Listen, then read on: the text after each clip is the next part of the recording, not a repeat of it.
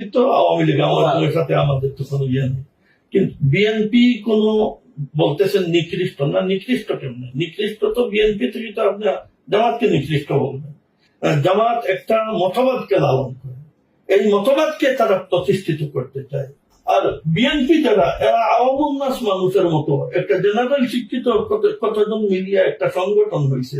এরা এই দেশকে ইয়ে করতে, এরা শুধু জিয়াউর রহমানের তো কোনো মতবাদ নাই, খালিদা জিয়ার তো কোনো মতবাদ নাই, এই মতবাদের উপরে কোনো রুল নাই, এই মতবাদের উপরে কোনো বই পুস্তক নাই। ওনাদের তো সাধারণ এই দেশীয় একটা পার্টি, যার কারণে বিএনপি তো কোনো মতবাদ লালন করে মাধ্যমে তো আপনি টোটালি কোনো ইসলাম পাবেন না। জামাতে যাওয়ার পরেই তো আপনি দেখবেন মসজিদ দখল, যেভাবে আপনি বলতেছেন মার্কেট দখল করতেছে আপনার বিএনপি আর এই সেই মানুষের শেখায়ত করে, এখানে তো মসজিদ দখল, মাদ্রাসা দখল আপনার এটা হয়ে যাবে।